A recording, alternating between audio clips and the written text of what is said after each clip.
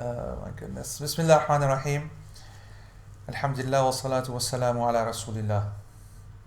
Assalamu alaikum wa rahmatullah. I don't know whether this is working properly or not, so I will wait for some feedback.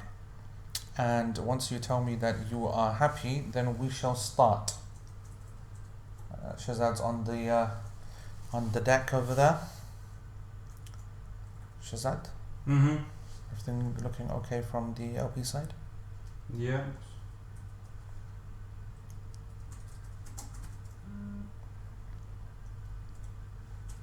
All good.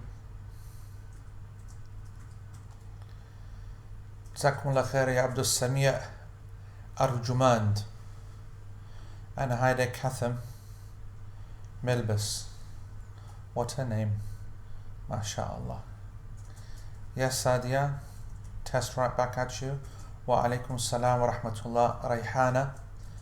And I'm glad that it is good. Uma Yuki. Don't you think that is so cool that I can actually see everyone? No volume?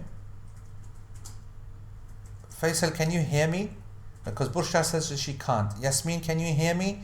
Because Bushra said that she can't. Sahil, can you hear me clearly? Crystal clear, Faisal said. What else do I care then? Once Faisal has said it's crystal clear, what do we care about anyone else? Wa alaikum salam wa rahmatullah. Amna and Ijaz and Sadia and Shahid. So are you guys happy with the volume? If you guys are happy with the volume, then the Scotsman has spoken. Once the Scotsman McGee has spoken, that's it. Khalas, Braveheart is in the house.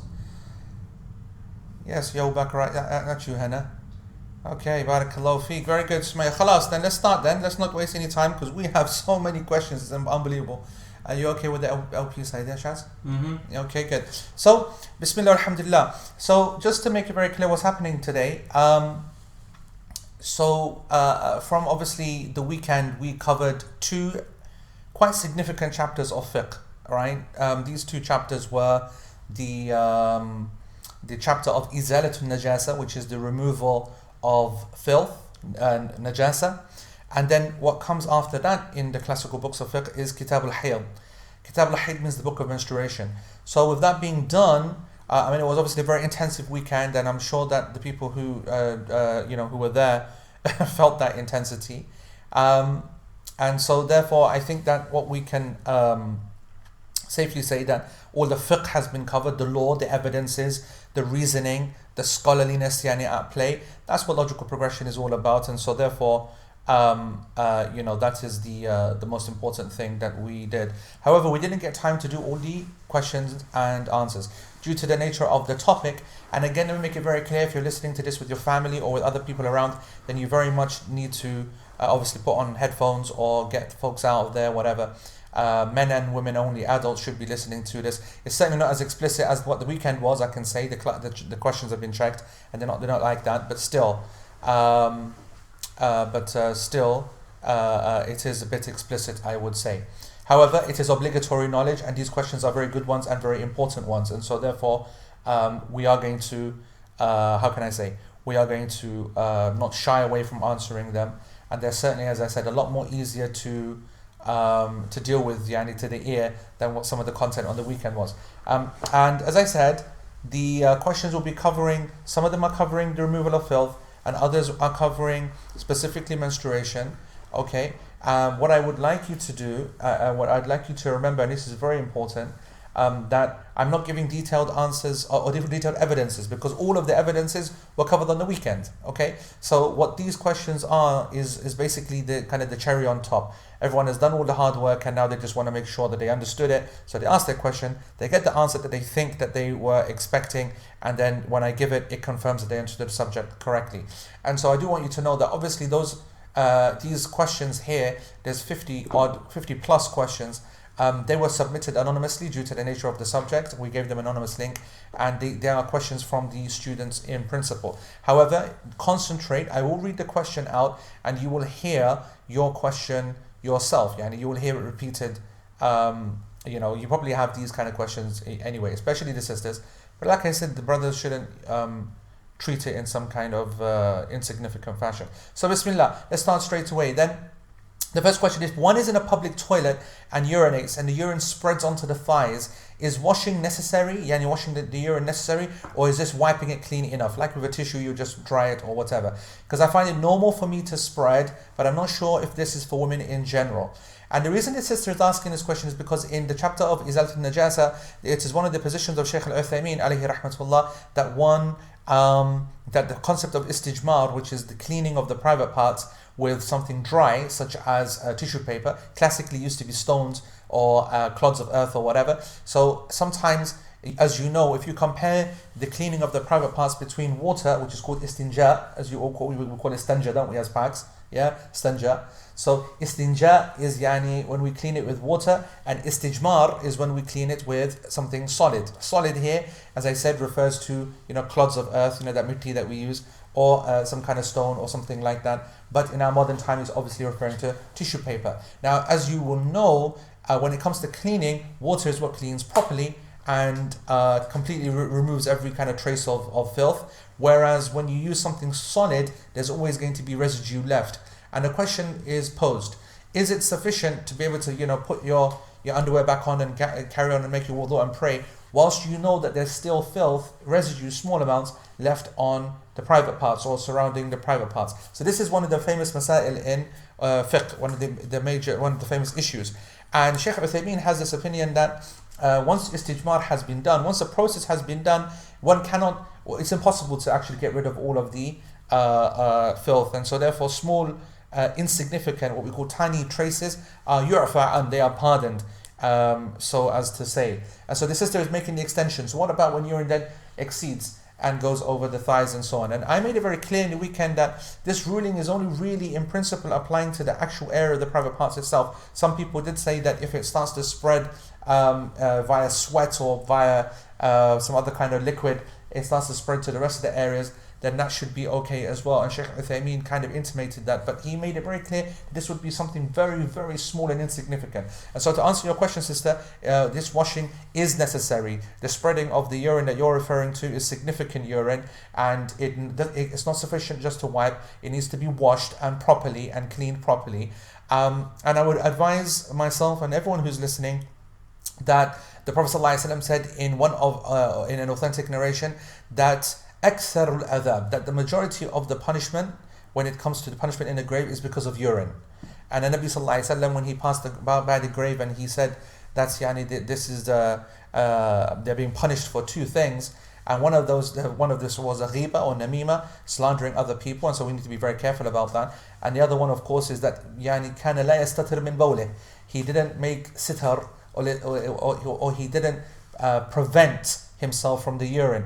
And some scholars interpreted this in very various ways, but the most correct position is that it refers to that he wasn't careful. He or she, referring to us today, must be careful about how they urinate. They don't splash it back onto themselves or leak or whatever. They just need to be very, very aware. So I hope that answers the question. Please confirm that this is still working and still smooth, because I have decided to use a different internet connection, so I'm not sure whether this is as smooth as, or if it even is recording as properly as it should be. So let me know when you hear the question asked properly and you hear answered properly, that it's actually working and the signal is strong. And if it isn't, then I will then change it. And also on the LP portal side, let's make sure that we have feedback there as well. The next question is, how do we remove vaginal discharge from undergarments, whether it is white or yellow? Can we just rub it off? Can we just rub it with a wet finger? Can we just sprinkle water on it? Or do we have to wash it by pouring water upon this? So before I answer this question, it's very important that we talk about what actually vaginal discharge is. Vaginal discharge is something which there's a lot of confusion over. And so when we talk about vaginal discharge, we're referring to the phrase رطوبة الفرج المرأة. يعني we're talking about stuff which can be translated as vaginal moisture or cervical mucus, or we can call it uterine mucus, or we can call it vaginal mucus, or we can call it vaginal discharge. All of these names are synonyms of one another. They all mean the same thing. And this is a fluid which is normal. And this is the key, because normally discharges are seen as something abnormal, especially when you put it into the category of istihada, which is vaginal irregular bleeding or abnormal uterine bleeding. This is the bleeding which goes on for days and days and is very red, it's very clean, doesn't smell, and so on. Vis-a-vis, for example, the menstrual blood. Menstrual blood can be all different types of, because it's more thicker, because it's the endometrium breaking down, so it's not just blood. So it's cells, it's membranes, it's a lot of stuff. It's the entire endometrium, the entire uterine wall lining breaking down, and so therefore it's how can I say? Its composition is much more thicker. It's already clotted inside, so when it comes out, it doesn't clot. Whereas when you bleed istihada, when you bleed irregularly, then when that comes out, that does begin to clot, because it's almost like venous bleeding. And actually, if you are with a background like our background, when it's from a physiological background, you can see. And I wanted to give a shout out here actually to Solange, who sent some really good diagrams to clarify this. The difference between, if you look at the uterus, if you ever look at a picture of the uterus, the uterine wall itself, you will either have the bleeding of menses, which is the lining on the wall, which then comes apart and disintegrates. As I said, it's full of physical matter and it is more thicker in composition, and therefore it's already kind of clotted, quote unquote. Vis-a-vis irregular vaginal bleeding or uterine bleeding, which is actually bleeding from the capillaries or via the vessels within the actual uterine wall itself. And so for that reason, it is far more cleaner, far more red, and its smell is not pungent, it's not offensive. And it's very important for us to be able to differentiate between these two, so that we don't understand discharge in some kind of normative way, or that discharge is the same for everything. No, you have menses, which is that red, dark, brown, dark, black, clotted, very bad smell type of blood that is well known. And then you have istihada, which is irregular bleeding, which is what happens often post your menstruation, and it is much more thinner, much more fluidy, very red, because it's venous. As such, it clots on the outside, and it can go on for quite a long period of time, and it comes and goes and doesn't have a set schedule, and that's its features. You have the famous and the well-known white discharge, which comes out straight after menses. It signifies in at least half, maybe the majority of women, it signifies the end of the menses. This is what Aisha radiallahu anha called al-qassatul bayda, the white discharge. And some of the scholars call it at-tuhur, because it's the thing which indicates the purity and the end of the menses. And this is a very whitish, very clear whitish discharge, and it can sometimes have a bit of yellow in it as well. Then you have yellow-brown discharges, which are very important to understand, because they can happen sometimes as part of the menses, and it happens before the white discharge comes out. If that happens, then it's part of the menstrual cycle and it must be considered, so you can't pray.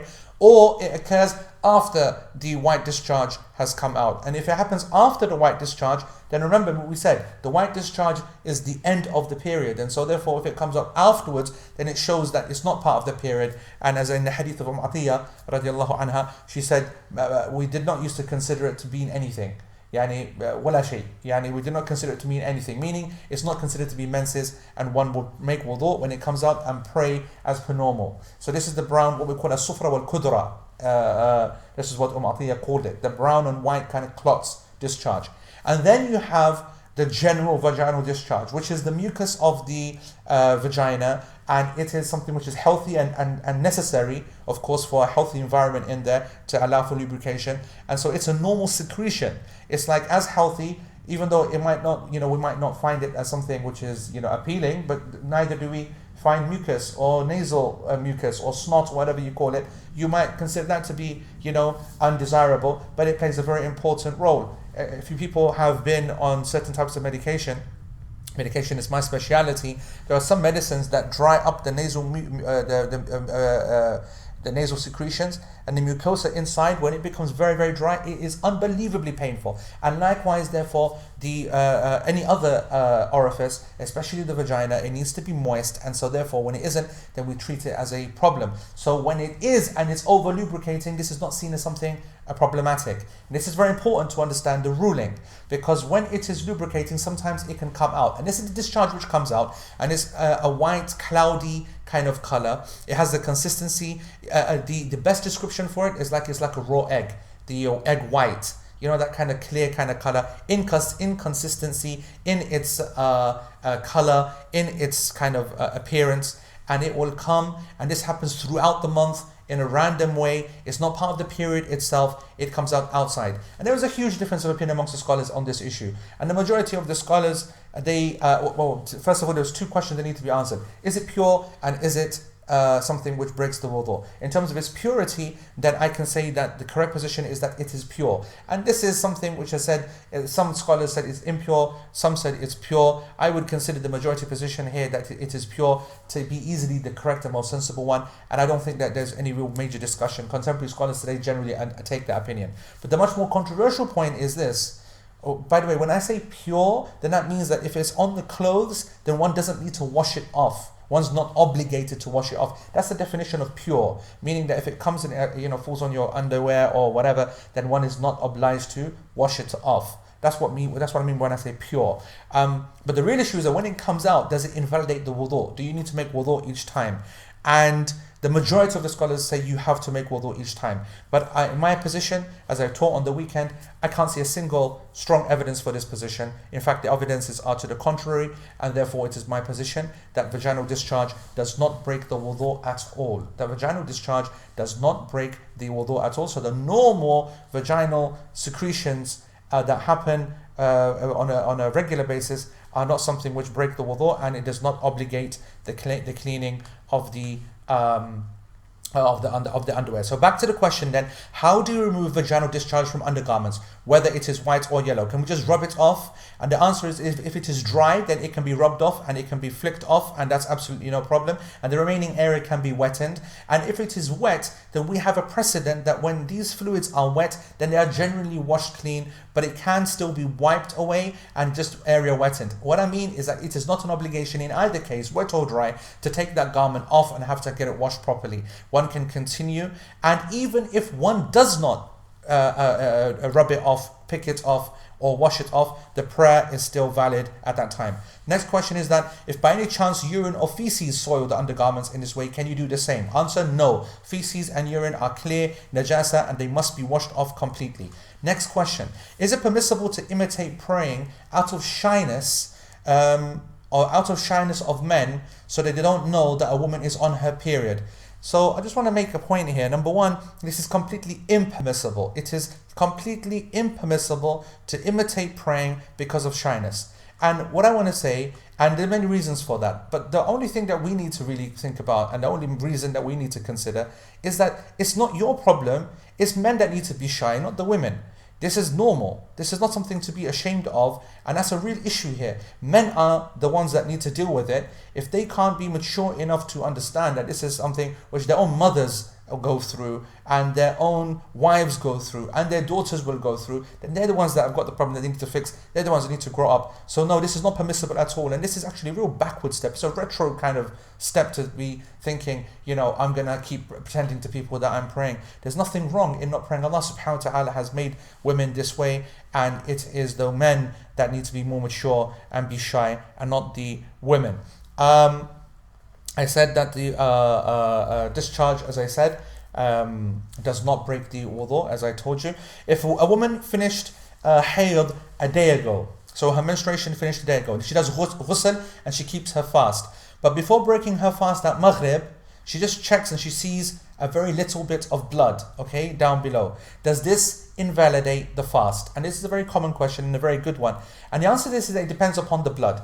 So it depends upon the blood, it depends upon what her cycle normally is. So if she has a very regular period every single month from years and years, and she knows the time cycle, and it happens all the time like this, that it's only 5 days, never more than 5 days, and for example she always has the white discharge at the end, which signifies the end of the period, then this is her period and it's well known, and it becomes what we call her ada, and she is called al-mu'tada. She is someone who is got a regular set period.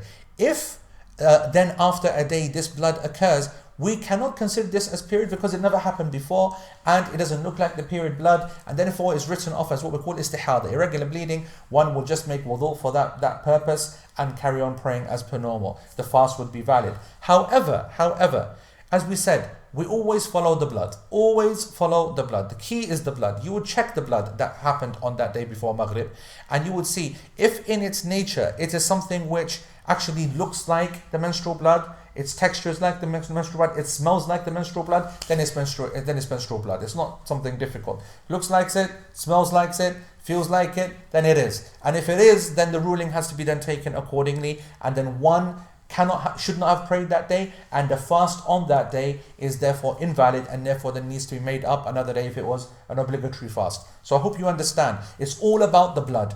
If the blood, even if the period is regular, and this is important, even if the period is regular 5 days and this is the 6th day, but the blood is absolutely clearly menstrual blood, and the women know, they know, and if it is, then that is considered menstrual blood. That was a 6th day of menstruation, and any acts of worship during that period of time is then considered invalid, and that's, I hope, clear. Let me just take a pause and just check from the LP side, are we good? Yeah. And from the thingy side, because I can't see the comments now on that. Yeah. It is, yeah? Okay. So, number 6, going to go a little bit quicker now. Whenever I have menstruation, I still make wudu every salah and I do dhikr. I make wudu every salah and do dhikr. I do this every time. Is this considered bid'ah? It's a very good question, because of course innovation we need to be very careful of, and it might make sense. People who might think, why on earth would you do that when you are completely impure? So why would you make wudu when it doesn't do anything? The reason that people do this is because they make an analogy from the action of the Prophet ﷺ. Whenever he would have marital relations and then enter into a state of janaba, he would go and make wudu. He would make istinja and make wudu. Now that doesn't lift the state of janaba, but what it does is yukhafifha, yani it lightens it. It lightens it. So to allow a person to avoid having to make the ghusl there and then, but still sleep in a semi-clean state, the angels are not so put off, and so on and so forth. It maintains a healthy environment, quote unquote, in the surroundings. And so what some people thought is that it needs to be compared between the two, but this is a mistake. You cannot make the comparison between menses, being in a state of menstruation or in a period, and sexual impurity like the janaba. And for that reason, this is a bid'ah. If it was anything of any value, then the Prophet ﷺ would have told his wives to do it, and the women of the Sahaba and Tabi'een would have done it. And I want you to remember that they were not shy to ask these kind of questions. They were asking these questions all the time, all the kind of details, but never do we see this question and we don't see it practiced. So sister, you should avoid this making of wudu, and what you should do is to carry on with the acts that we know that should be increased when a woman is in her period. We know that the Quran recitation can continue, we avoid touching it. We know that dhikr can be increased, studying should be increased, tafsir should be increased, reading and studying, watching videos, etc., and we'll come to a little bit about this later. But making the wudu for every prayer, this should be avoided. Wallahu ta'ala a'lam. Can a single mother teaching her son to pray, can she mimic the prayer whilst teaching? Yes, this is permissible. Next question, can a woman go into sajda while she is in menstruation? If there is a reason, she can do that for a spiritual thing, if she wanted to do that from some kind of dua moment. But in terms of doing the sajda of an act of worship, because it is seen by the majority of the scholars, the sajda tilawa or the sajda for the Quran, for example, is seen as an act of worship. And there are some scholars that say you do not need wudu. And there is a discussion amongst the scholars that can a person in janaba make a sajda tilawa, and the difference of opinion upon it is actually quite difficult, meaning that the evidences to make one position clear over the other are not very good. So therefore one should avoid it, and if an ayah one hears or recites that has a sajda tilawa should be saved, and then once one becomes pure after making ghusl, then she can then make that those sujood, make them up. What happens if a sister is bleeding the whole month because of a hormone imbalance or some medical condition? If that's the case, she treats it like istihada, meaning the rulings of irregular bleeding. And that what that basically means. I wrote the article in detail on this. Please go to ilmsource.com, ilmsource.com, or if you just scroll back down the Facebook page, you will see the article there, and I've covered this in detail of what a person does when they are suffering from istihada. Istihada is continual irregular bleeding, and when that happens, then a woman will make that original ghusl to enter into this kind of state, because she's now in this state where she's having this continuous bleeding, and she will use her sanitary products however she will, and she will pray as per normal. She will make her normal wudu, istinja and wudu, and she will pray. And she does not, according to my opinion, yes, the majority say that she does need to make wudu for every prayer. I believe that that position is untenable, and I believe that the evidences would suggest that she does not have to. It is only recommended. It's not obligated. So if she can, then she can make wudu for every prayer, and she can wash her private istinja, wash herself as well. But she's not obliged to, because that can become very difficult. SubhanAllah, a woman who's bleeding all day and for many days to keep having to make istinja and wudu for every single beginning prayer can become a bit on top, and so therefore it is not obligatory. Not because of the mashaqqa, not because of the difficulty, but because the evidences which seem to suggest that it has to happen every single prayer are not authentic. Anyone who says this is hadith narrated by Bukhari, they will see that that is not the actual case. A question. On day 1 to 4, I have my period. On day 5, I have no blood, nothing, the whole day. And on day 6, I have a few drops of blood, which is brownish. And I have the final sign of my period, which is the white discharge, and my period cycle is complete. This is my period cycle for years, months after month. My question, do I need to do ghusl on day 5? This is the day 5 where there was no blood. And I pray all 5 prayers on that day 5. And then I make ghusl again on day 6 when I've actually definitely finished. I.e., is day 5 considered to be for my period as well? The answer is that no, that day 5 is the cessation of bleeding temporarily. This temporary cessation of bleeding does not cancel out the period, and so you are still in the period cycle, and the period is only complete once it is absolutely stopped.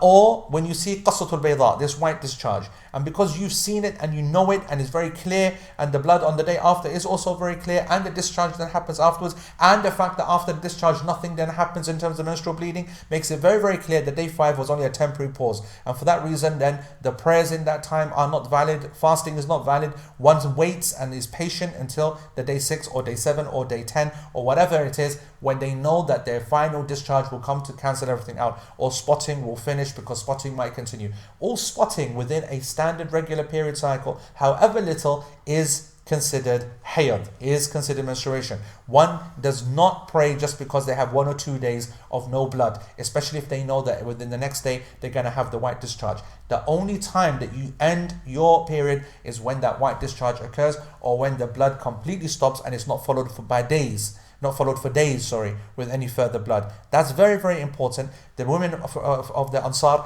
they came to Aisha radiallahu anha with the exact same situation, and they weren't sure, should we start our prayer, should we make ghusl? And Aisha said, why are you being so hasty for? Stop being so hasty, wait until you see this qasatul bayda, this white discharge. And if not, then you use the cotton which is inserted. If there's any trace of blood, then the period maintains itself, and if it is completely dry and completely gone, then at that moment immediately one is obliged to make ghusl, no delays, and the prayer starts. Next question. We know for sure when we have our period because we can see the blood. But as for the ending, then it could be tricky because we won't know for sure when it stopped. So let's say that I go to work in the morning at 8 o'clock. At Fajr, I still had my period. I checked, I still had my period. But at work, from 8 a.m. to 6 p.m., there's no period.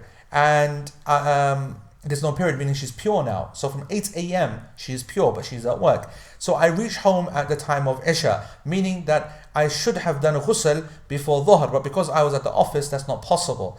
Of course, I now have to make qada of Dhuhr and Asr and Maghrib and pray Isha at its normal time. But is that okay to delay ghusl because we are at work? Now this is a very common question, of course, especially in our recent times with more and more women outside of the house. And however difficult that It might be this is one of the problems that we cause for ourselves.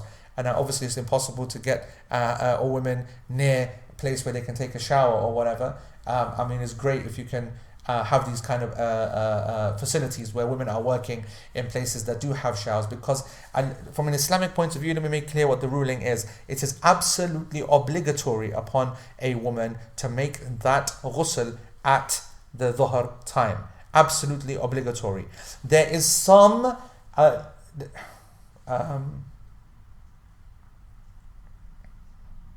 okay, I think we're back again. Just paused for a second. There is some leeway if, for example, you know that you are able to get home before Asr. Why? Because if you are able to get home before Asr, then you could make your ghusl at home and then you would pray Dhuhr and Asr combined at the later time, just making sure that you pray it before Maghrib. However, if you are in a scenario where you're talking about that you're not going to get home before Isha, then that means you're going to definitely miss Dhuhr and Asr. And to intentionally do that and say, I will pray, Qaza as Pacts call it, alright, at this Qada prayer, intentionally done, planning it, is impermissible completely. In fact, it's one of the major sins. And therefore, I want to make it very, very clear. If you are unable to choose a job that allows you to cover for this, this reality and have these kind of facilities and so on and so forth, and you must be out and need to be, studying or working or whatever it is that you're doing or traveling, whatever it is, then that person is obliged to make tayammum, which is the dry ablution. And what that person will do is they will strike the ground once and they will wipe their hands and wipe their face. This is tayammum, and they will obviously discard of anything impure, which from sanitary products, and then they will pray in that state, and they have to pray in that state. They will not pray any sunnah prayers, they'll pray just the obligatory, so they'll pray just the dhuhr, and then they will pray the asr as well. There's some discussion, do I need to make the tayammum again for the asr prayer? In my opinion, no. The only reason you would need to make tayammum again for the asr is if you went to the toilet in between, i.e. you intentionally broke your wudu again. But if you don't, then using the same tayammum, you pray the asr, and then using the same tayammum, you pray the maghrib, and then when you get home, then you make the full ghusl, the proper ghusl, and then perfume, clean oneself, and then pray the Isha. And you do not need to make up the prayers that you prayed earlier on with tayammum. But again, a reminder to myself and to everyone that this is one of the dangers and the difficulties when our sisters are out of the home, and obviously it's impossible to kind of regulate that in our time, so they need to try to ensure that they can get these kind of services at work or in some kind of manner of some sort. But if that's impossible, and of course it will be many times, then you must make tayammum, and I hope that that's clear.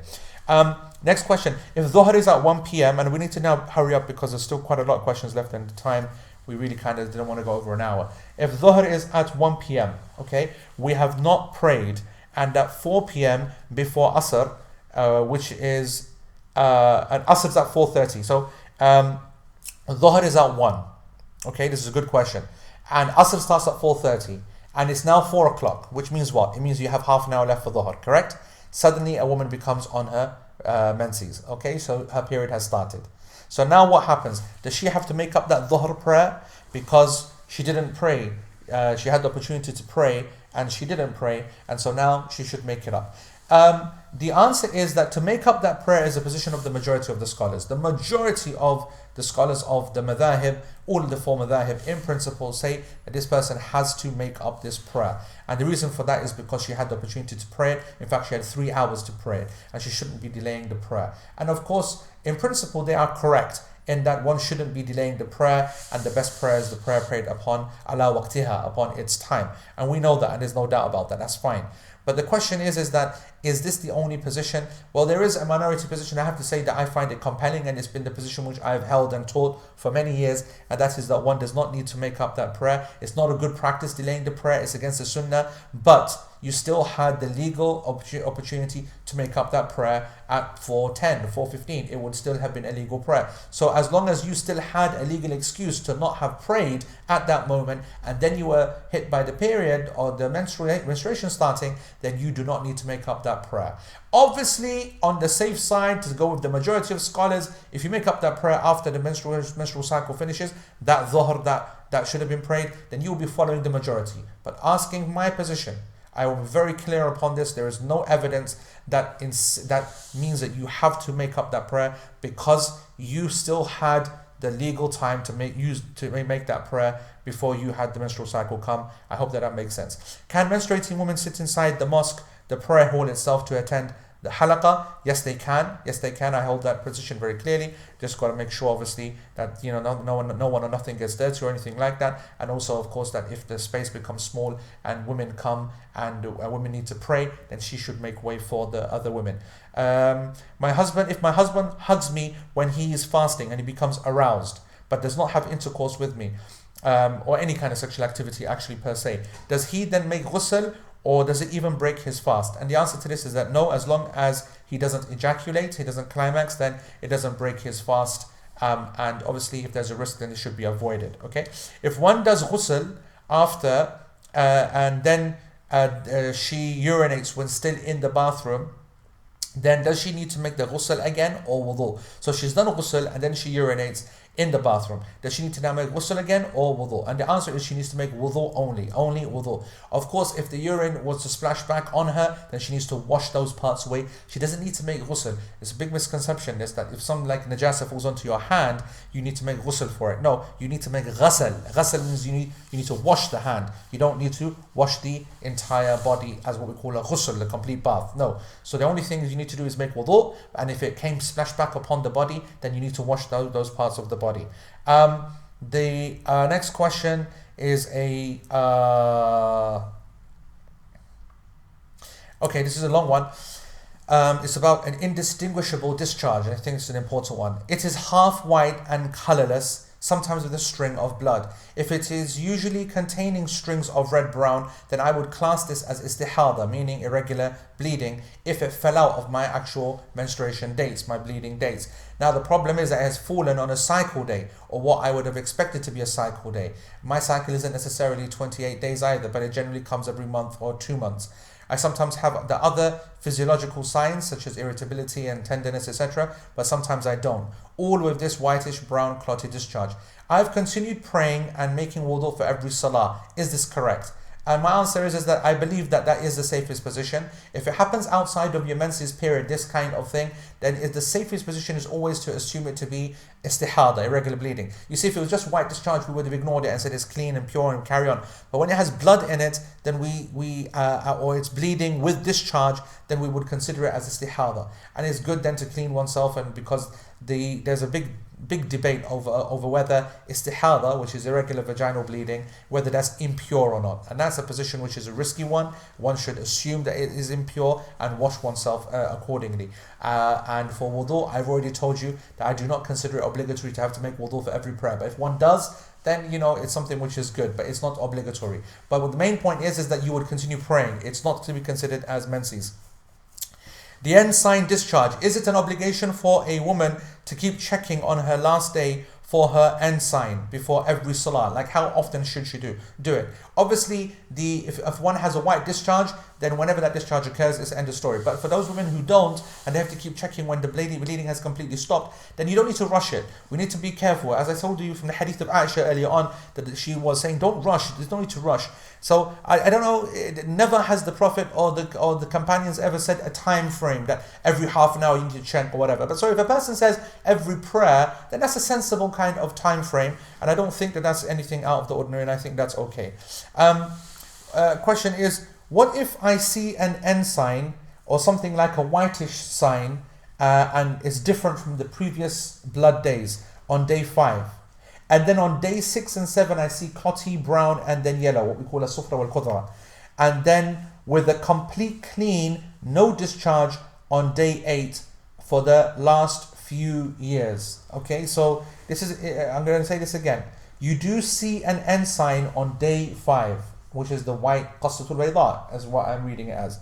And then day 6 and 7 we see clotty brown and so on.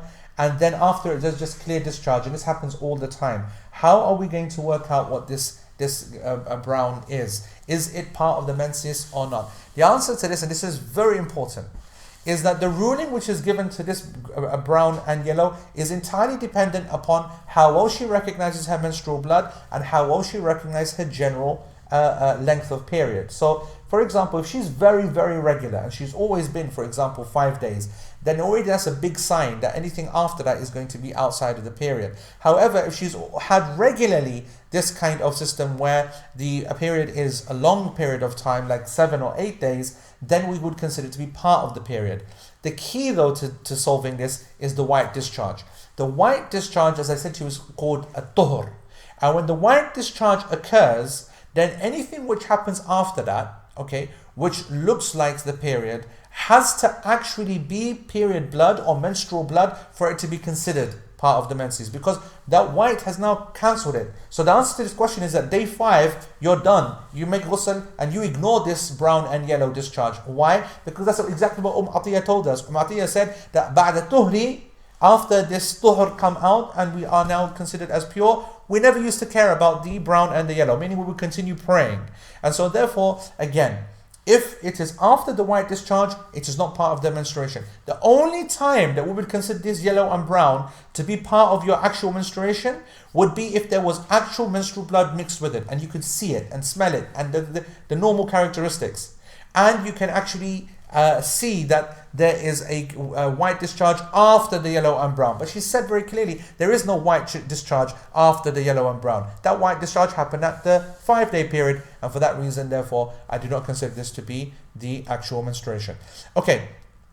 In the Hanafi madhab, we are told not to touch the Quran when on our cycle. However, in other madhabs, it is permissible to touch the Quran with gloves on. Can Abu Isa please advise what is the exact ruling on the touching and the reading of the Quran whilst on our menstrual cycle? So one should avoid touching the Quran. This is a general agreement amongst the scholars, and so the physical touching of the Quran should be avoided. The Quran, of course, is that book which has more Quran Arabic in it than the English. So for example, if you came across a tafsir book where the Quran was the minority 40% and the tafsir was 60%, even if it was in Arabic, or you came across an English book where the Quran text itself is 30% and the rest is English 70%, then this is not a copy of the Quran and you can use it and you can turn it over, etc., etc. However, if you have a mushaf, which is the majority Quran, of course, or a book which is the majority of Quran, then one should avoid touching it. And yes, it is permissible to use some kind of barrier and so on and so forth, so like gloves, etc., as the scholars said.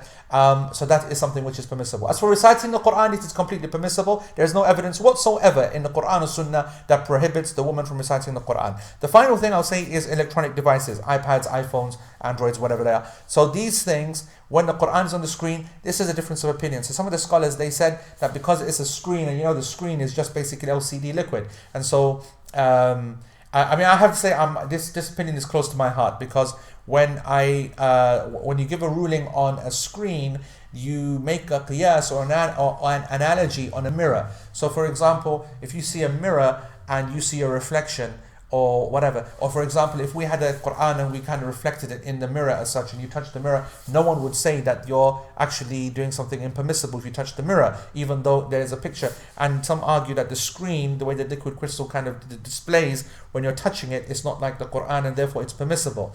However, the alternative opinion is that no, what you're seeing in terms of the Quranic letters, even though they're not obviously ink and so on and so forth, but it's an actual representation of the Mus'haf, and therefore you should give it the same rulings of the Mus'haf, because you're treating it like a Mus'haf. You wouldn't, for example, put it in a toilet, you wouldn't open it, you'd have a heart attack if that came on, and you know that kind of self-fitra in it. I think that's very solid. I like that as a position.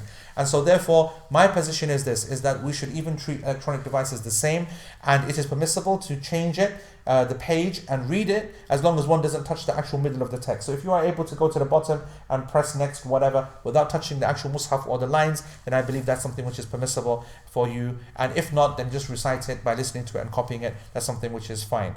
Okay, my menses usually begins with spotting, dark brown spotting on day 2 I wouldn't have any spotting. On day 3 I will have spotting, and my actual flow will usually start on day 4. This will last until day 7. Between day 8 and day 12 and 13, so this 5-day period, I will again have spotting, be dark and brown, clean, yellowish, white and clear. And then sometimes on day 13, after I have my ghusl and I have had a yellow and clear discharge, then on day 17, I will have spotting and blood.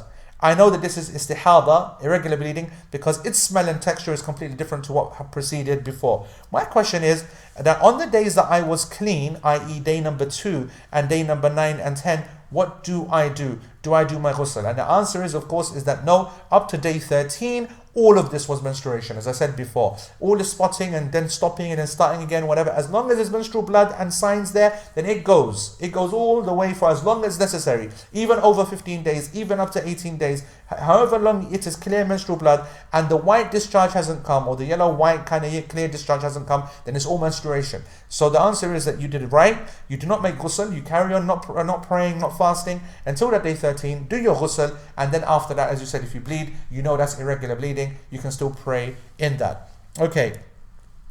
Does the ghusl requirement at the end of hayd involve removing pubic hair, or is the removal of hair only linked to the general ruling of not exceeding 40 days? So the answer is that's correct. It is not linked to the hayd whatsoever. So when you make the ghusl after you've finished the hayd, then you do not need to cut your nails at all. Is it permitted to go to the masjid? Yes, I have said that already. I'm 45 years old and suffering from istihada, irregular bleeding. I don't have a regular habit for many years. It used to be 6 and then 8, 10, 12 days.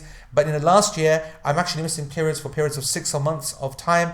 And then I had a regular cycle for 3-4 days. But then last month, I actually suffered abnormal bleeding which lasted a whole month.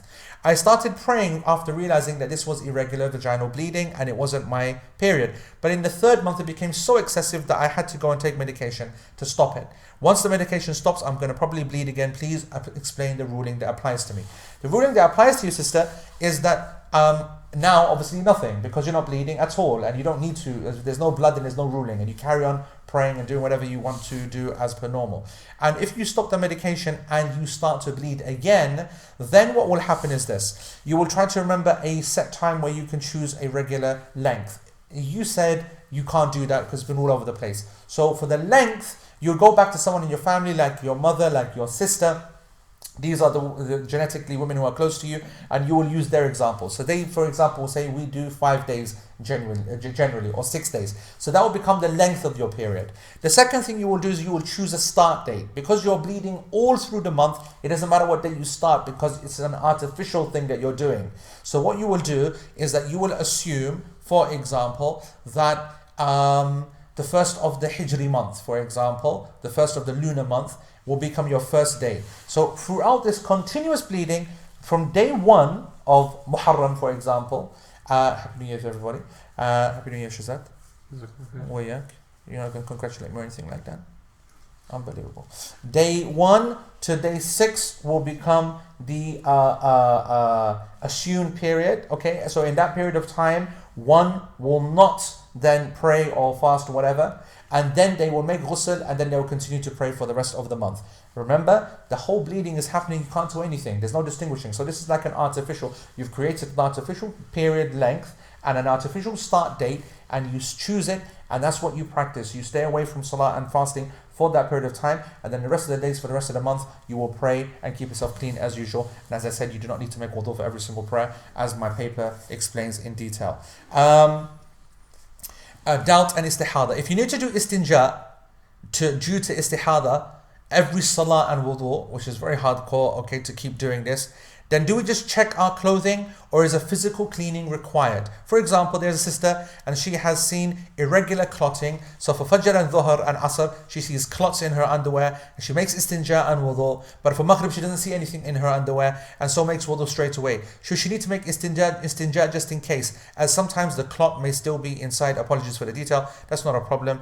As far as I'm concerned, she is from Ahl al-A'dhar, meaning she has a legal excuse, and therefore she is not obliged to have to make istinja every prayer, and not even wudu. And she can bleed and continue to bleed, and she tries to keep herself clean as possible, but she's not obliged to change that as every single second, and she's not obliged to take off her change her underwear every second. She's not obliged to make ghusl or istinja every second. Like I said, in my opinion, she only needs to do that if she actually actively breaks the wudu. So for example, she went to sleep, or she had marital relations, for example, then she would need to have a full ghusl, because it is permissible, of course, to have marital relations, in my opinion and the opinion of the minority of scholars, whilst one is having irregular bleeding, not hayd, of course.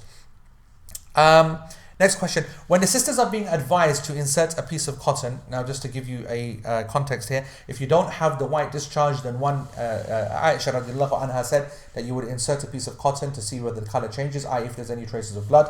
So if that happens, is this only permissible for married sisters? I asked because I'm concerned about the real applications for virgin sisters who may accidentally break their hymen, which can have negative consequences on the wedding night and subsequently in married life, etc. And she says in brackets, I know that the hymen may break for many innocent reasons, but is it a means of safeguarding our sisters, inshallah, as things sadly do happen due to the lack of understanding? Jazakumullahu khair. My answer to this is complete nonsense, and this is a major problem, of course, and again a problem that it's not the problem on the women's side. Men have got to sort it out, because to hold a woman in less regard because her hymen is broken just shows extreme ignorance, because they obviously don't understand that Islamically, let me put it this way: Islamically speaking, the hymen is not the hymen is not the marker of virginity. And the sexual relations are the sign of virginity, or the lack of, I mean. So the hymen can be broken in so many different ways and so many manners. One can do it themselves by, inserting the cotton, or by sports, or by riding or cycling and all this kind of stuff, which is well known. And so no, it's men that need to be educated on this matter, and this is something which women need to do. Obviously, makes sense not to go too crazy in terms of the insertion of anything like that, but this is a time now where, more and more women are outside, and more women are using products as well, like tampons and menstrual cups, and I'm not a big fan of these kind of things, but however, it's what people use, and they are permissible. And if the hymen breaks, one shouldn't intentionally want to break it. Why shouldn't you intentionally break it? Because you're intentionally bringing problems for yourself. And we don't want to bring suspicion upon ourselves for no reason. Even though there is no suspicion. Even though there is no legal right for that suspicion. And even though the husband has no right to cause a problem out of it, he should use his brain. But it's also not permissible to intentionally cause fitna for yourself and for other people. Because people then get stressed. They want to know what's happened, what's going on, whatever. And so, if there is a sister who lives in a particularly ignorant area with a lot of ignorant men around, and she knows that if she gets married, then that guy and her family are going to go, bananas, are going to say, what the heck's this? Oh, we've got a woman who's damaged, blah, blah, blah. She's this, she's that, she's unchaste and that, whatever. So when you've got this kind of nonsense around you, then sometimes you have to then make the sacrifice yourself. As a little girl said in the video, if we want people to be friends, then we have to come down from high, mean, just not to the floor, just straight where the heart is, and just keep it steady. Do you understand that, Shaz? Mm-hmm. Okay. Men are the one. Men are the one that needs to fix it up, not women. I just want to let everyone know that Shazad literally is dying here. I can see it. He's absolutely gone. Shaz, lie down here. I'll get some sleep. He's bored out of his brain. It's okay. It's okay, yeah. I'm tired myself, Shaz. To be honest, where's the Pepsi? Yeah? Honestly, you didn't Is there? give me Qasam, is there? Pepsi. Qasam, just open the thingy there. You didn't give me no Are you Pepsi, kidding? man. Come on. Come on, No come on. Pepsi, no drink, no Come on, nothing. it's all there, bro. It's all there. Okay. Where are we now? When do we decide to make ghusl? For example, before sleeping, there are still traces of yellow discharge. When waking up the next day after Fajr, I realize there are no traces anymore, nor any traces when checking. Do I make ghusl immediately, and must I pray my Fajr prayer qada? Do I need to do that? And what if I've made ghusl when Dhuhr comes and then I notice a discharge? Is that still considered as my menses, or is this my istihada? If this is considered as my menses, when do I decide to make ghusl then? It's a very complicated question, but basically the answer to that is that it's not considered menses after the blood has completely stopped and the white dhuhr, the white discharge has occurred. Okay, as simple as that. When women have done things incorrectly in the past due to lack of knowledge of the fiqh of menstruation, what should they do in order to correct the errors of the past? And the answer to that is that they cannot do anything about that. They should make tawbah to Allah subhanahu wa ta'ala for not pursuing obligatory knowledge, because this is obligatory knowledge. And they don't need to make up for it, because Allah subhanahu wa ta'ala has forgiven us for those things that we don't know out of our ignorance and by mistake. What happens if you are on your normal cycle for 7 days and then you stop bleeding, and after another 7 days you start to bleed again, but you cannot differentiate or feel confident to differentiate between whether it is hayd, menstruation, or istihada, irregular bleeding? This is irregular bleeding, of course. Okay, if there is a gap period, If there's a gap period and there's an end sign to the bleeding, then this is considered to be your menstrual cycle, and the blood which happens afterwards is to be considered as istihada, and Allah subhanahu wa ta'ala knows best. Because this long period, 7 days, is very difficult for that to be considered within a menstrual cycle. Very, very difficult. I know some people will say up to 15 days, both should be considered, because 7 plus 7 gap and then more days. I'm afraid I can't accept that. Well, and Allah knows best. If one doesn't get a clear discharge at the end of their period normally, but normally just waits until the blood completely stops, how long do you have to actually be dry or blood free before you have a shower and start to pray? The answer is immediately. This is a big mistake. Women kind of say, right, it looks like dry, tomorrow morning will definitely be dry. No, if it's dry now, you must make ghusl and pray your Isha now. You can't just say, let me go and sleep on it and then I will definitely be dry at Fajr time. This is a huge mistake. If a woman gets clear and yellow discharge normally during the time of purity, is the yellow discharge considered pure, like the clear, and it doesn't break wudu, like the clear wouldn't? And the answer is yes, it is pure. This is normal discharge. Let me just tell you something about this discharge. Clear, white, yellowish is not a problem. This is what we call normal cervical mucus, and that's fine. What we're worried about is when it starts to go green, when it starts to get brown and yellow, because for us, that's a sign of either bacterial or yeast-based infections. And it can be even worse, of course, if it has very light-colored blood, which is indicating some form of bleed, and that's something, that. And I just want to make it clear, and a lot of sisters make this big mistake. They think that the fiqh of menstruation is just about getting Islamic rulings to their different discharges and blood. And what they actually forget is that many of these discharges are not normal. And so I want to say to you that just as you asked the scholar for the ruling on actually what happens with respect to your ibadah, you must go and see, the GP should be able to deal with most of these, but normally you would want a referral to a gynecologist and ensure that we don't have any infections or signs of PID, which is pelvic inflammatory disease, or any other conditions. And that's something from, certainly I want to, bring that forth to many people that I don't know, they get lazy to the issue. When you ask too many questions on fatwa, they don't actually study the blood. I know this sounds sick, but I want you to understand, you must know your own blood. Okay, you must know your own blood, because if you know your own blood, then you know exactly what it smells like, looks like, and its consistency. And therefore, as long as you know it and it happens in that period of time, whenever it occurs at another time, you know that's your period. And whenever you bleed and it's not like that, then you know it's not your period. And so whenever you are bleeding and it's not your period, you know that that's not normal. And anything that's not normal doesn't mean that you start to just apply an Islamic ruling to the not normal situation. It also means you're not normal. So you need to go to the doctor and make sure that there's not a more significant problem that is indicating or showing. If the underwear becomes soiled with discharge and you can't tell whether it's white or yellow because of the color of the underwear, especially if they are out and about and they can't wash the underwear, do they have to change into clean ones? There and then. That depends upon the discharge, of course, but if it's just normal vaginal mucus, as I described it earlier, like an egg white, like yellow slightly, maybe, clear white, then this is pure, and so on. After having intercourse, a person makes ghusl, and then in the next few hours though, she gets discharge again, which she thinks is leftover sperm from intercourse.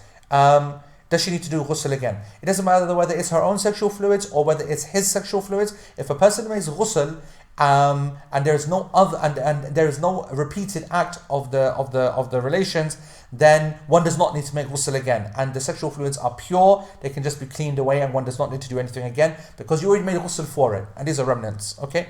How long have we been going on for? Shaz, what's happening here? Yeah? 7 minutes left. Oh my goodness! Right. By the way, my knees are gone. Whose idea was this? Qassam? I don't know. We need to find out whose idea it was, because honestly, what a lame idea. I'm dying. Absolutely dying. So we'll make it 2 minutes and we'll put it short. I swear, man. Was the apprentice any good? Huh? I know that you're dying. I know you're upset because you missed the apprentice. That's why he's upset, because you missed the Don't watch apprentice. I only watch MasterChef.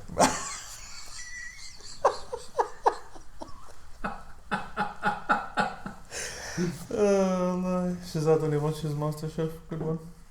Allah, mashallah, he's a good chef. Oh, Shaz, I can't even see anything anymore. When is someone considered to have incontinence? And this is because I wrote that paper about it, making it very clear.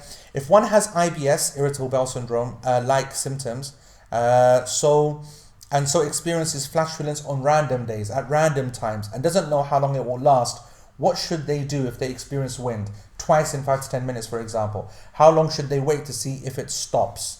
or can they just ignore it and carry on praying? And the answer to this is that only you can determine this. The moment, the crossover, if you like, when it moves on from something which is just an irritation to a real legal excuse for you because it is continuous, like incontinence, like it can't stop, is only a judgment that you can make. The scholars can only tell you that when it becomes unbearable, too difficult, it creates a real difficulty in your life, having to make wudu because you're having to make it every couple of minutes. At that moment, then you do not need to make wudu for it every time. That's my position. Read my paper in detail, okay? When does a pregnant woman stop praying? I.e., is it if they go to the hospital due to the pains? But what if their labor lasts 24 hours? Do they have to pray during that 24 hours? I want to make it clear that the stopping of praying has no link to pain, and it has no link to contractions. Okay, it's linked to the breaking of the water and the bleeding, which happens beforehand slightly, which is called nifas, okay, or lokia, whatever. So one would have to have some contractions now, and they would consider this is the start. Now, normally, when people have contractions, when women have contractions, they generally are going to then give birth very soon. So it is not a problem for a woman to stop praying once contractions have started, because this is the onset of labor. However, we also know that sometimes a woman goes into contractions and then she doesn't have the baby. She has the contractions for a couple of days and then there might be a break and then whatever. So if in that situation, during that period of time, she stopped praying and then she's back to normal again, it wasn't labor at all. I have broadcast has paused. I'll give you a nice opportunity to wake up my dead knee, which I'm going to now put out here. Don't worry, Shaz. I was paused for a second, but I'm back with you. If a woman, she did stop praying and then she realized that she wasn't in labor, then she can make up those prayers afterwards that she didn't pray. But to answer your question, if you go into labor for 24 hours and it's a 24-hour labor in hospital, of course this is nifas, and this is a period you do not need to pray. As a general rule of thumb, if you have contractions and you give birth within 1 to 2, 3 days, 3 days obviously maximum, but normally 2 should be fine. This is the period of time which one does not pray. Okay, and as I said, if it's starting to get really long, and then after like 3-4 days, then there was a breaking of water, whatever, then this is safer for this 2-3 original days to make up the prayer. With regards to not being intimate with your husband whilst a female is having istihada, meaning irregular bleeding. What if she gets bleeding while she's ovulating and she wants to try to have children? Would that be allowed in this case? Well, I've already given you my opinion. I said it's completely permissible for marital relations to occur while she is having irregular bleeding.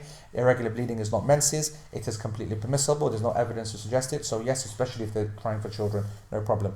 I would never think about being able to keep wudu from the beginning of dhuhr to asr, as I get vaginal discharge, yellow and clear, during this period every day. However, I don't usually get the discharge from the late evening till tahajjud time, usually. Although sometimes I do get it. Is this considered incontinence? I do also get yellow clear between the Asr and Maghrib and Isha usually, or sometimes. The problem is that I get clear and yellow discharge interchangeably. However, I do have time to do wudu and I can pray each prayer without discharge coming out, as it's not a 24/7 thing. It doesn't occur every single second. I don't know if I have incontinence or not. So the answer to you, sister, is that it doesn't matter whether you have incontinence. For me, this is normal vaginal discharge, and for me, as I said, it is pure, and for me, you do not need to make wudu when it comes out either, and so it's not something which you are obliged to clean or get rid of as well. What are we saying here? Because we have a load of portal questions and so on and so forth. We said no portal, we said just those questions, and we're about 2 minutes left. Oh, what are the folks saying? Yeah, is everything okay? All cool? Everything's okay. What does that mean? Who's the Amir and the Amira on the thingy? What are they saying? I don't care. I know you just want to go home and watch the Apprentice. I don't care about you. Tell me what they're saying there quickly. Come on. Tell me whether I need to carry on or not. There's another question here. The days of pregnancy are calculated from the first day of the last menstrual period, not from the day of conception.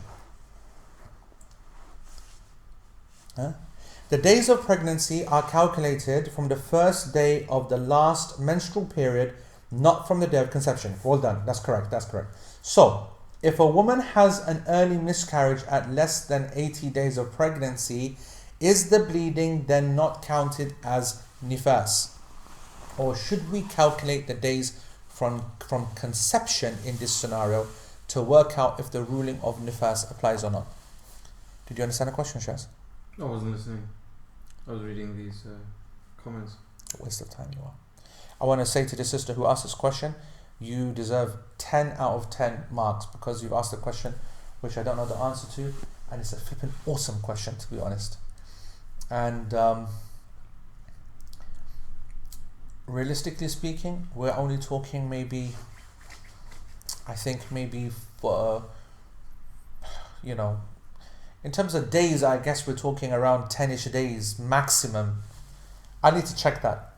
I'll need to check that. That is a really good question, because obviously we did cover the in the class we covered in the case of a miscarriage, when is it that you need to actually observe the rulings of postpartum bleeding, of nifas, of lokia, and not pray afterwards when you're bleeding after the miscarriage. And we discussed 0 to 40 and 40 onwards until 80, and then 80 until 90 days, and all of them have their kind of various evidences, because Allah subhanahu wa ta'ala says that there's the alaqa, of course, which in general is not prayed for. The nutfa is definitely not prayed for. The alaqa is not prayed for. But al-mudgha, mukhallaqa and ghair mukhallaqa, the distinguishable or the distinguished kind of that's slightly like creation, and that which doesn't look like it.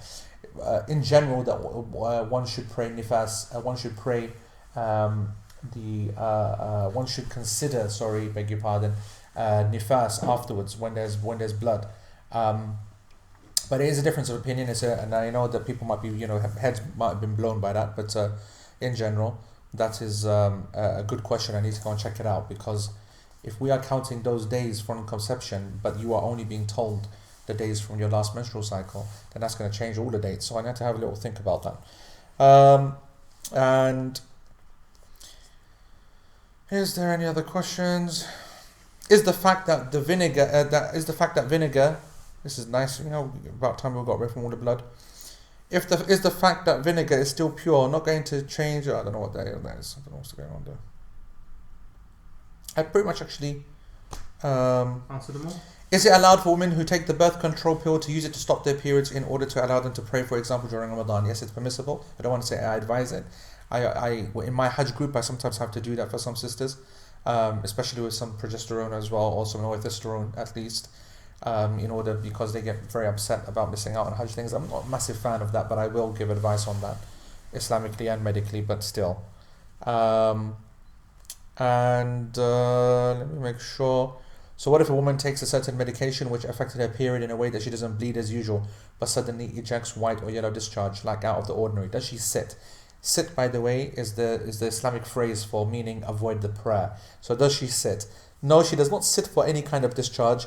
Only sitting is for actual menstrual blood that has the characteristics of menstrual blood. Everything else is to be considered as something abnormal. Abnormal meaning that one cleans himself from it in general and carries on praying. That's the basic principle. I think we're done, bro. Oh, okay, there's one more question. When a pregnant woman has a show, it says, the unplugging of the mucus plug of the cervix due to the onset of labor, should she stop praying? Is this the beginning of her 40 days? So the answer to this is that yes, that is the onset of labor, and as long as I said before, the labor then ensues within before 48 hours or whatever, then we're good with that. But if of course then the labor continues for a long time without any kind of fluid flow or whatever, then no.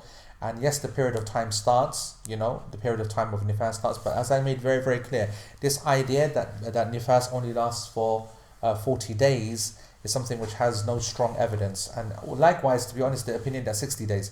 The correct position is that nifas lasts as long as it is nifas. The blood that is on day 2 and day 3 and day 10, if it's there on day 50, then you're still in nifas and you still avoid the prayer. And if it's there on day 60 as well, then you avoid the prayer, because it is that particular type of blood. However, if one then continues bleeding, and the nature of the blood changes, then that extra blood would be considered istihada, and the nifas is the one which is just gone. One would make ghusl and pray, and one would keep themselves clean from the istihada blood, and Allah subhanahu wa ta'ala knows best. Anything else, Shaz? Kitab al-Salah next Wednesday. Kitab al-Salah, what a shot. Alhamdulillah, ثم الحمد لله اللهم لك الحمد لا نحصي كما لا نستطيع أن نحصي كما لا نحصي الثناء عليك أنت كما أثنيت على نفسك يا رب. Allah subhanahu wa ta'ala deserves all the praise, and we are unable to praise him as he deserves, because today is the day that we completed 3 years of the book of purification. We killed purification.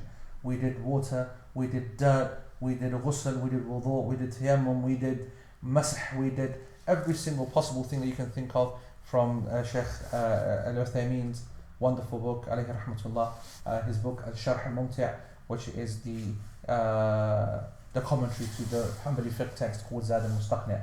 And so I want to invite every single person who's on this call at this moment in time to join us inshallah next Wednesday, where we will launch the Kitab al-Salah, the book of prayer. It's going to be absolutely awesome, because in my opinion that is the his best work in all of his pieces of work. It's his best. So let me just explain to you how that's going to work. That's not on Facebook, okay? That's on the Logical Progression Tell portal. them not to be lazy. Don't be lazy. Don't be lazy Facebook users. Don't be lazy Facebook to users. logicalprogression.org. Go to logicalprogression.org. No, I don't want to be on the video. Okay. Thank you. And make sure you sign up and be there, because we're not doing it on Facebook. Not being on Facebook. It's on logicalprogression.org. If someone asks and says, how do I watch it? I swear I'm going to slap that person, okay? I will tell you a million times. There's going to be a big poster across the top. There's going to be a big poster in the middle. Just go to www.logicalprogression.org. If you're not already a member, then become one. It's not going to cost you anything, nada. Not even $1, not a cent, nothing. It's free. Go there, and then next Wednesday, 8:20 p.m. online, okay? 8:20 p.m. GMT. Inshallah, it will be there, and it's part of the portal, so you'll have all the notes in English, you'll have the notes, the commentary in Arabic, you've got the screen, you can write at the same time. What more do you flipping want? It's the virtual classroom of all virtual classrooms. And we will answer your questions there, not on Facebook. We will answer the questions there, not on Facebook. And also you have for free complete access to the first 3 years, full videos, full notes, every single thing transcribed, revision notes, revision slides, everything. And that's all because of the barakah of Allah subhanahu wa ta'ala, his blessing, his generosity. It's down to the hard work of the brothers from Prophetic Guidance and the sisters from Prophetic Guidance especially. And it is from the generosity of Al-Maghrib Institute, which are the sponsors behind the whole thing. It's their project, mashallah. And they've, everything that you see is because of all of their resources. Wajzahumullah khair. And also shout to Chido Masjid, which hosts us as well every week.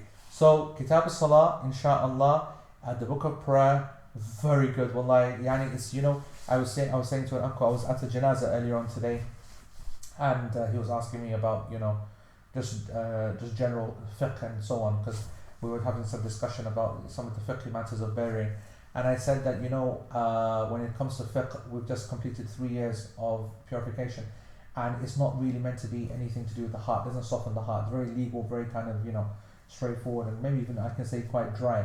But the great thing about Kitab al-Salah, when it comes to the chapters of legal law, of Islamic law, then it starts to involve a lot more of the ruhani aspects of this deen. And especially Shaykh Al-Uthaymeen, he comments on every single dua, every single dhikr, he gives the meaning, he makes the reflections. So this is now the perfect combination of the spiritual with the legal as well. And we're talking the adhan and the iqama and salah and this, every single thing. It's going to be unbelievable. We're going to be doing it for the next at least 56 years.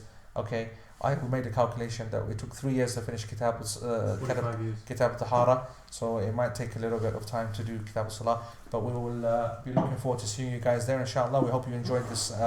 It's not a test, because we did a test the other day. This is actually the first successful one, and so alhamdulillah, if you're there live, then ahlan wa sahlan, and you can join. Well, before you go, or when this video cuts off in the next few seconds, go and watch my girl just underneath me, because she's so beautiful.